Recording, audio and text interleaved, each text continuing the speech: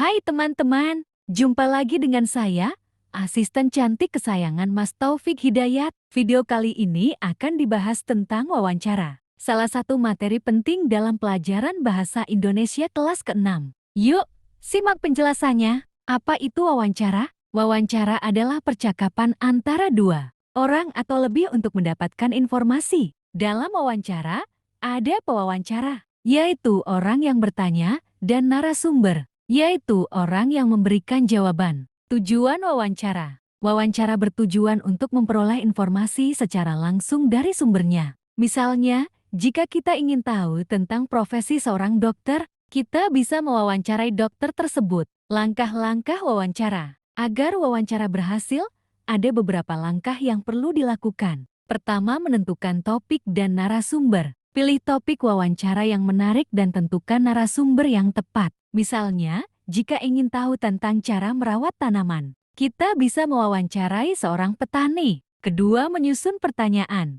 Buat pertanyaan yang jelas dan sesuai dengan topik. Misalnya, apa saja tantangan dalam bertani? Atau bagaimana cara merawat tanaman agar tumbuh subur? Ketiga, melakukan wawancara. Saat wawancara, bersikaplah sopan dan dengarkan narasumber dengan baik. Catat atau rekam jawaban agar tidak lupa. Keempat, menyusun laporan wawancara. Setelah wawancara selesai, buat laporan berisi nama narasumber, waktu wawancara, serta hasil percakapan. Contoh wawancara singkat. Misalnya, kita mewawancarai seorang petani. Pewawancara.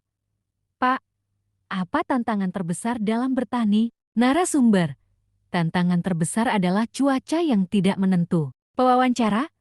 Bagaimana cara mengatasinya? Narasumber.